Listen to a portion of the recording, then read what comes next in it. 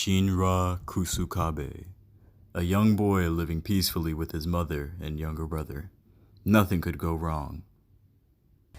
Shinra! Don't look, honey! You need to run away! Hurry! Oh,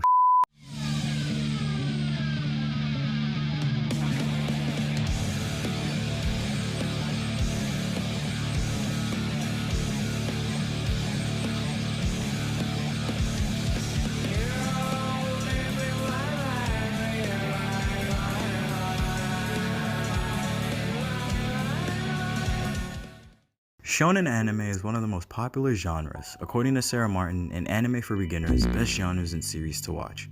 Shonen is a genre that everyone has seen at least one anime from. My Hero Academia? Shonen. OnePiece? Shonen. Dragon Ball Z? Shonen.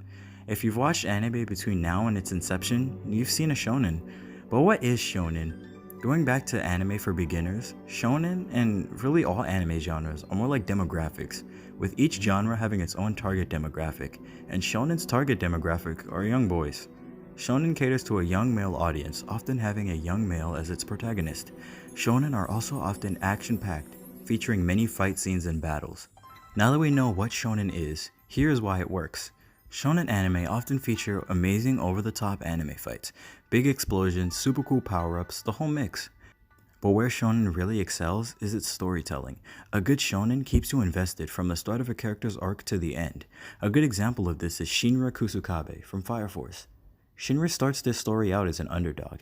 Even though he's willing to jump into action the very first moment we see him, he's literally pushed aside. The article Why Do We Love Underdog Stories by Matt Johnson says economically or socially moving up in the world is paramount in the context of American culture. It's not just where you wind up, but how far you've climbed to get there. Shinra is actually pushed down. He's at his lowest at the start of the series, and he spends the rest of the series climbing up. Other shonen like to express this. Naruto shows the protagonist as an oddball. He's excluded and rejected by everyone else, but he constantly exceeds their expectations time and time again, eventually becoming their savior and most valued member. Hunter x Hunter even does this to a lesser extent, even though Gon is very adept at using the wide array of skills he has while entering the world of the hunters. After passing the hunter exam, he's immediately thrown into a much bigger world where the antagonists get more imposing. Even though this anime much better represents an epic tale, Gon still fits the underdog story. The change between where he started and where he ends, and everything in the middle make a pretty good underdog tale. Shinra over here is pretty much always coming in as the underdog from the very start. Even though he may overcome some enemies easily, his main enemy is the social view of him and his abilities. He's constantly proving himself to the viewer and the characters in his world. If we go back to the article written by Matt Johnson, he continues on saying, "The beauty of the underdog story is that its overall success will always be judged relative to the starting point. In short, there are no rags to riches story if it doesn't start in the rags." The later part of episode 1 establishes that Shinra has a troubled past, like most shonen protagonists. We don't get too much information, but we are shown that Shinra as a child is being ridiculed. As a viewer, this moment can fill us with sympathy for Shinra, but personally speaking, this moment fills me with intrigue. What will Shinra do? How will this fuel him in the future? Back in the present, when asked why he joined the Fire Force, he says that he wants to be a hero. The article, How Important is a Character's Goal by staff writer reads, "A goal must be as vital to the audience as it is to the main character. Like the theme of a story, the goal must have a universality to it, such as avenging the death of a child or quitting a job to start their own business to avoid further exploitation by the boss. This is the nexus of connection between your story and your audience. A character is only the expression of that connection. Shinra's goal of being a hero is not wildly outlandish. It is a very real and very relatable goal, but it is even more impactful for Shinra, as he may be trying to become a hero to prove to all those people ridiculing him when he was a child. The author was definitely thinking this, as moments after Shinra states his goal of becoming a hero, he is questioned on whether his goal of being a hero is to serve others as a hero would, or simply to clear his record. The Psychology of Heroism by Kendra Cherry cites a quote from Scott T. Allison and George R. G. In defining heroism by experts, the two state, "We discovered that heroes are perceived to be highly moral, highly competent, or both." They also state heroes are believed to possess 8 traits, which we call the Great 8.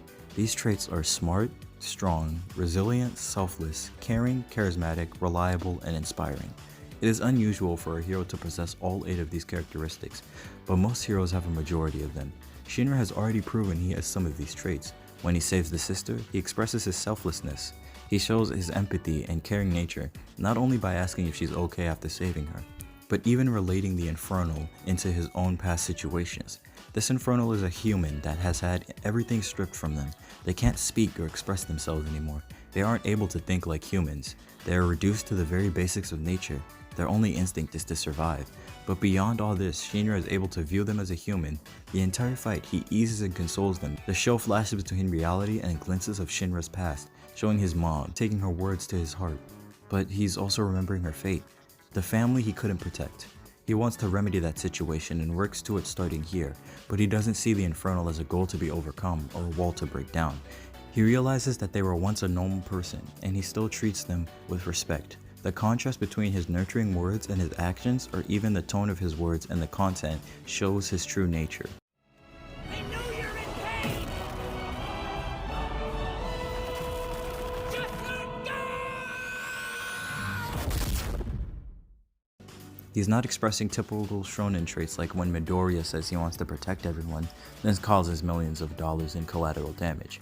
He's showing the viewer, us, and the characters he's first trying to prove himself to, that he's not doing this to gain glory, but to become a hero. I refuse to be what they say I am. No matter what I have to do, I will be a hero. Someone to instill hope into a bleak world where your life could be ended at any moment, much like reality. Shinra's underdog story sets his goal, becoming a hero, and now he has to set out to prove this on a rags to riches type story.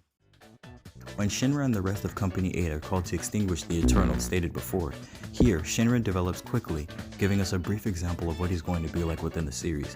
It gets the viewer hooked. We know his goals, and we know what defines them as goals.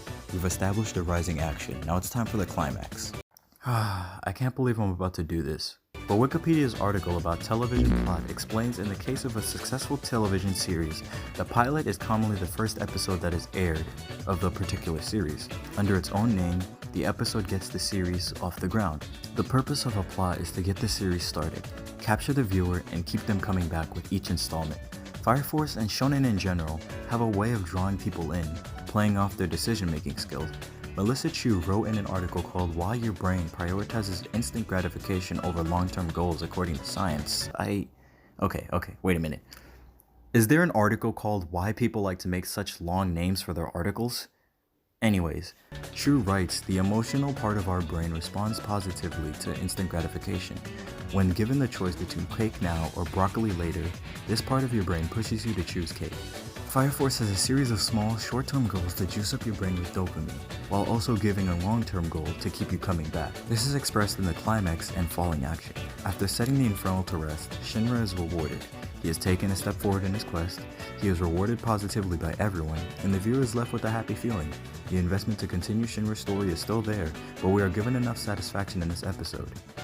Shonen anime is a diverse field, and I only really explored one episode from one anime.